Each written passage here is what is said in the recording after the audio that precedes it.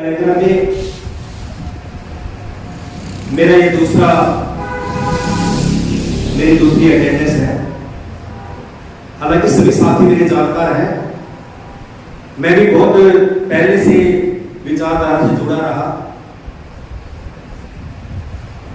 तो अलग अलग विचारधारा नहीं होती, विचारधारा एक ही होती है। मंच अलग अलग बनाए हुए हैं। जैसे अभी साथी ने बताया कि रिटायरमेंट के बाद तो कम से कम एक ऐसी मंच के साथ जुड़ना चाहिए, तो मेरे भी दिमाग में एक बात आ गई कि रिटायरमेंट मेरी भी है, अभी कुछ दिनों के बाद यही है। तो मैं भी चाहता हूं कि अपने जीवन को इस महापुरुषों के आंदोलन को लेकर चल रहे एक अच्छे पवित्र जो मंच है, एक आंदोलन है, और मैं बाप से की बहुत इस मामले में सराहना करता हूं कि इतने बड़े एक राष्ट्रीय लेवल के प्रोग्राम को लेकर के चल रहे हैं। तो मैं सभी यहाँ के आयोजकों का, मेरे साथी हैं नैया साहब, पुराने साथी हैं अजय नैया जी, काफी दिनों के बाद मुलाकात आज हुई, कल भी इनसे मेरी बात हुई थी। सुरेश द्राविड़ मेरे बहुत पुराने मित्र हैं, बहुत पुराने मित्र। जब कभी साथ कांसीराम के साथ हमने काम किया, साथ के साथ काम करके इकट्ठे हम काम करने वाले व्यक्ति रहे हैं। कर्मवीर टंडन जी भी उसी समय जब मैं यूनिवर्सिटी पढ़ रहा था, उसी समय इनके हम संपर्क में आ गए थे, या ये हमारे संपर्क में थे। तो यहाँ के सभी आयोजकों का और इस कार्यक्रम के वे सभी मेहमान जो मंच के ऊपर बैठे हैं, सभी का नाम ना लेते हुए, और सभी यहाँ पे जितने जो उपस्थित साथी हैं, खास करके जो मेरे मातृ शक्ति है, बच्चे हैं, प्यारे बच्चे हैं, छोटे छोटे बच्चे हैं, माताएं बहनें हैं, उन सब का मैं यहाँ पे बहुत बहुत बहुत बहुत आभार व्यक्त करता हूँ कि अपना कीमती समय आप यहाँ पे निकाल के आए हैं। तो आज का एक विषय पे मैं थोड़ी टिप्पणी करना चाहता हूँ। आज का जो मूल विषय है, ये विषय है कि संपूर्ण राष्ट्रीयकरण के बिना राष्ट्र ब्राह्मणवाद का खोखला राष्ट्रवाद, यही एक विषय पहला है। दूसरा भी विषय मैं साथ में ले लूंगा, कि मैं अभी थोड़ा सा इसके ऊपर अगर थोड़ा बता के डाल तो मैं 10 मिनट ले लूंगा, अगर आप कहेंगे तो। दूसरा विषय भी साथ में यही है, बिल्कुल साथ में मिलता है, पूंजीपति गुलामी राष्ट्र को ले डूबेगी, मूल निवासी बहुजन एक हो जाओ, यही विषय है। ये दोनों विषयों को हम इसको पर इकट्ठा लेते हुए बात करना चाहता हूं। साथियों, ये ऐसी बात क्यों कही यहाँ पे इस विषय में कि पूंजीपतियों की गुलामी राष्ट्र देश, भारत देश को ले डूबेगी। क्यों डूबेगी? एक जो देश है, इसको पूंजीपति जो व्यवस्था है वो ले डूबेगी। ये सोचने का विषय हमारे पास आ जाए, और अब इसके ऊपर विषय सोचना ही चाहिए, कैसा ले डूबने वाली बात क्या है। साथ ही मैं आपको बता दूं कि इस देश में जितने भी साधन है, संसाधन है, टोटल जिसके जितनी सकल घरेलू उत्पाद है, सारे साधन संसाधनों से इकट्ठा करके भारत मजबूत दिखाई देता है। कि भारत की आज बड़े बड़े अखबारों में, टीवी में, या अन्य जो अगर आप सोशल मीडिया के ऊपर देखें, या इस जो ब्राह्मणवाद का अगर वो आप देखें, कि जैसा दिखाया जा रहा है कि भारत एक 5वीं पूरी दुनिया की इकोनॉमी बनने जा रही है। भारत 5वीं जो इकोनॉमी बन रहा है, कि भारत का कोई 5वां आदमी भी सुखी है क्या? जब भारत का 5वां आदमी सुखी नहीं है, तो इकोनॉमी बनने से आपको लाभ होने वाला नहीं है। इसका मतलब कि वो साधन और संसाधन क्या है, और उनका राष्ट्रीयकरण करना जरूरी क्यों है, और फिर ये जो पूंजीवादी व्यवस्था है, निजीकरण जो व्यवस्था है, वो इस देश को ले डूबे क्यों डूबेगी, इसको हम थोड़ी चर्चा करना चाहते हैं। तो मैं जब इस देश को आजाद 1947 में देश आजाद हुआ, आजाद होने के बाद 52 में पहली सरकार बनी। सरकार को ऐसा क्यों लगा? क्योंकि सरकार में बाबा साहब डॉक्टर अम्बेडकर जैसे महान पुरुष व्यक्ति रहे, जिसने पूरे देश का ध्यान इस बात के लिए आकर्षित किया कि इस देश का जो गरीब तबका है, वंचित तबका है, शेड्यूल कास्ट है, पिछड़ा वर्ग है, अल्पसंख्यक है, ये सारे लोग जिनके पास साधन और संसाधन है ही नहीं, उनको देना जरूरी है। उस देने के लिए सरकार को क्या व्यवस्था करनी है? इस सरकार को ये व्यवस्था करनी है कि उस संसाधनों को जो आज निजी हाथों में है, निजी हाथों में है, क्योंकि सरकार के समय सरकार के पास कोई भी अपना एक भी खुद का उपकरण नहीं था, एक भी कंपनी खुद की नहीं, सारा निजीकरण से चल रहा है, उनको अपने हाथों में ले। और उसी कारण भारत में 666 इंपीरियल बैंक चल रहे थे पहले। उन बैंकों का सबसे बाबा साहेब डॉक्टर भीमराव अंबेडकर के जो उन्होंने सुझाव दिए कि बैंकों का निजीकरण रोकिए, और बैंकों का निजीकरण रोकने से, राष्ट्रीयकरण करने से इस देश में प्रत्येक व्यक्ति की भागीदारी बढ़ेगी और देश अपने हाथों से एक रिजर्व बैंक की स्थापना करे। और बाबा साहब का सुझाव माना गया। 56 में क्या हुआ? पहली बार देश के पास एक अपना बैंक आया। अब उस बैंक ने जितने बैंक खोले वो सारे राष्ट्रीय बैंक थे, और राष्ट्रीय बैंक खोले के नाते जब इस देश में शेड्यूल्ड कास्ट, बैकवर्ड समाज, वंचित समाज, अल्पसंख्यकों के जो प्रतिनिधित्व जाने लगा तो देश के आम आदमी को भी लाभ होने लगा। और देश को लाभ किसको पहुंचाना था? इन्हीं लोगों को। किसका हुआ? राष्ट्रीयकरण के द्वारा। अगर पहले निजी हाथों में जो था तब लाभ नहीं मिल रहा था, क्योंकि वहां पे विशेष प्रकार के लोग ही काम कर रहे थे, और प्रत्येक एक विशेष प्रकार के लोगों के पास उसका आधिपत्य था। अब ये देखना है कि ये क्षेत्र कौन कौन से हैं जो सरकार के पास नहीं थे और बाद में सरकार के पास आ गए।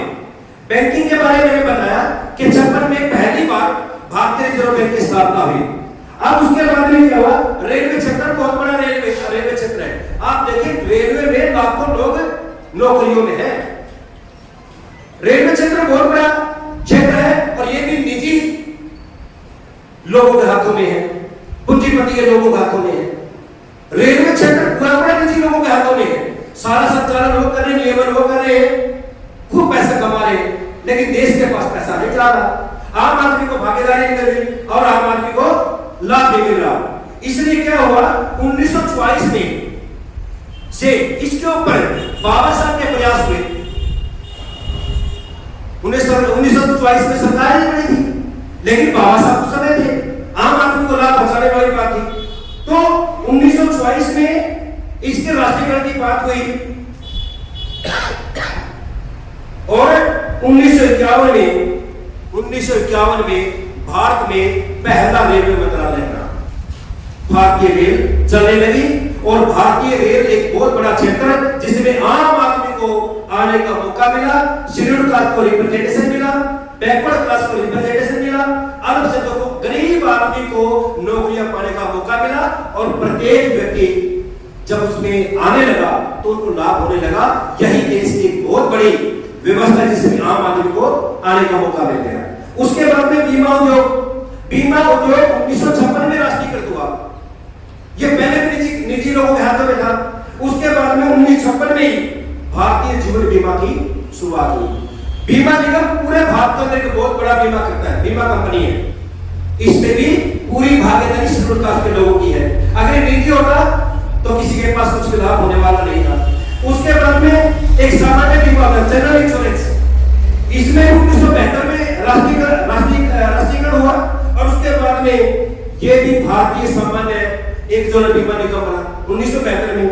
कोयला उद्योग 1971-72 में यहाँ पे क्या हुआ कि राष्ट्रीयकरण हुआ इसका, और उसके बाद में 226 जो कोकिंग कोयला खान थी जो निजी हाथों में थी, वो सारे निजी हाथों से छीन करके भारत के उस समय के तत्कालीन बुद्धिजीवी लोगों द्वारा या बाबा साहब जैसे महान व्यक्तियों के सुझाव पे आगे आकर के सरकार ने उसका क्या किया? भारतीय कोकिंग जो है ना कोयल BCCL की स्थापना करी, यानी कि 256 खानों को जो निजी हाथों में था अपने हाथ में ले लिया। उसके बाद में 1973 में 711 जो और रह गई थी खाने, उनको भी उसने अपने हाथों में ले लिया और अपने हाथों में लेकर राष्ट्रीयकरण किया। और राष्ट्रीयकरण करने के बाद में उस जो कंपनी जो दूसरी बनाई उस कंपनी का नाम था CML, जो कोयल जो अथॉरिटी एक अलग बनी लिमिटेड के नाम से।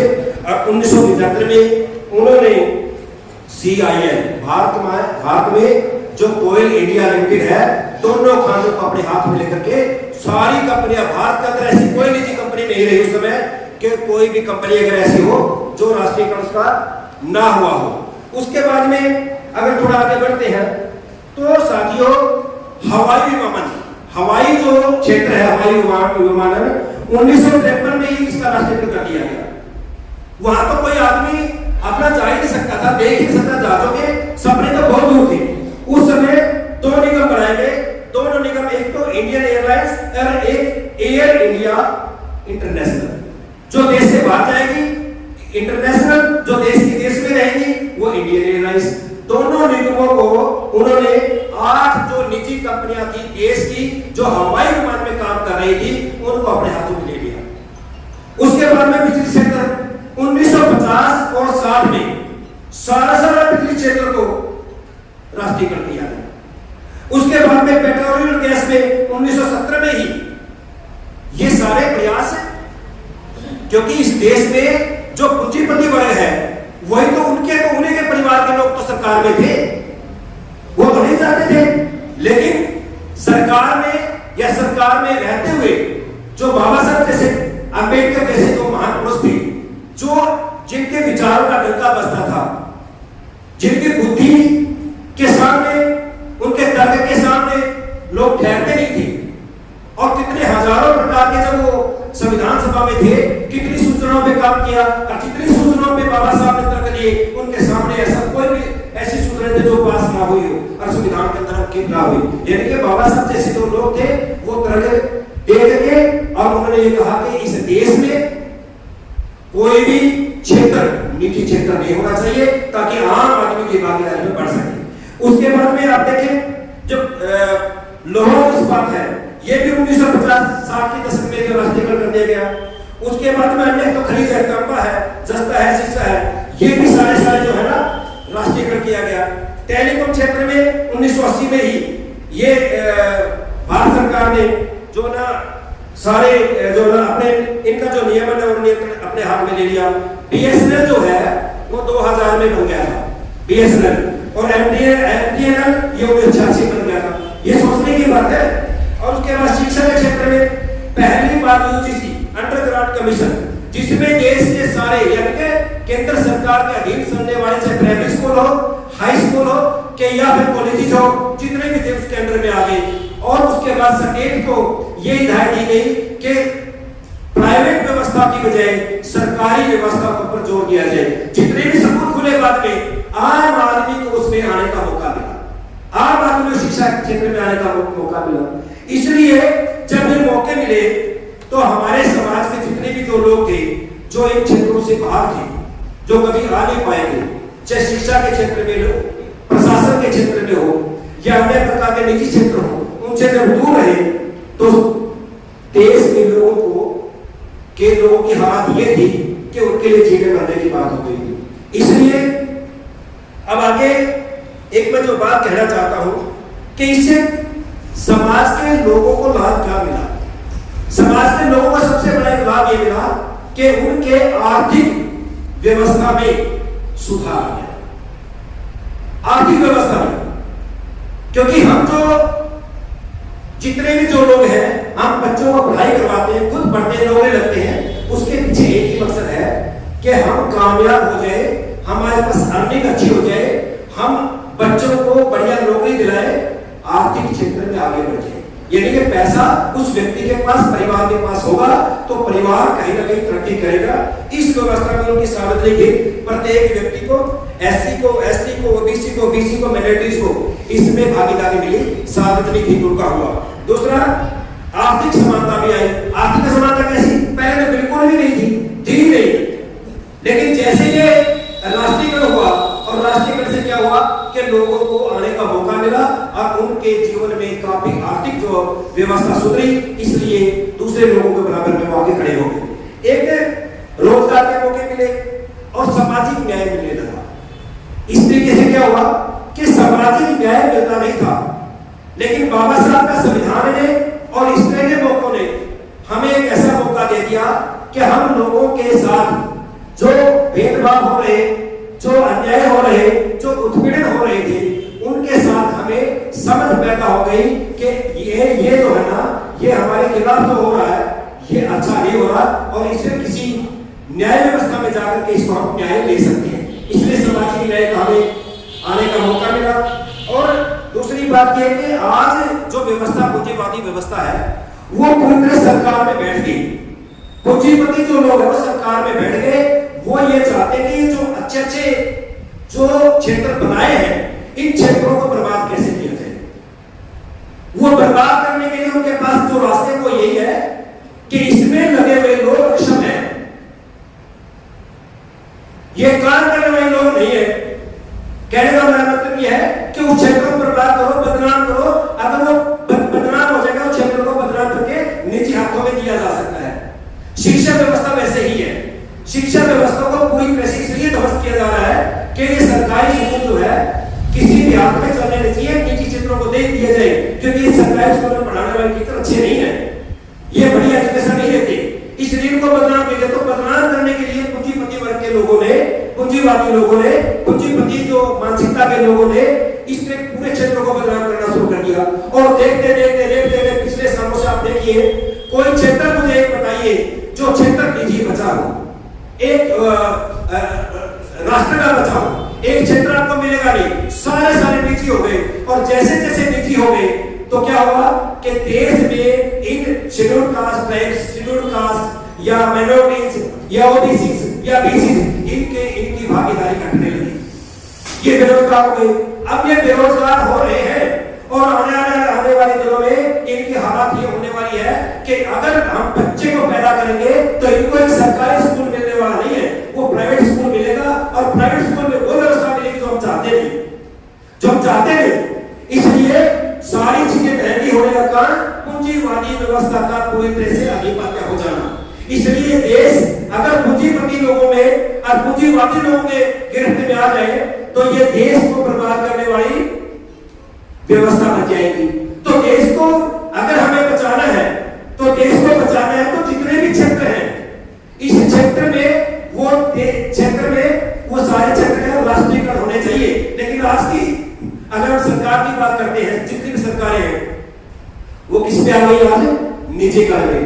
तो अगर निजीकरण सारे क्षेत्र हो गया, शिक्षा का हो गया, स्वास्थ्य का हो गया, या फिर ये जितनी भी हम सुविधाएं सेवाएं दे रहे हैं अगर उनका सब हो गया तो हालात कितनी भारी होने वाली है, कितनी खराब होने वाली है। इसलिए इस व्यवस्था से बचने के लिए हालात खराब होने से पहले ही इस बात को समझ ले कि इसको हमें बचाना कैसे।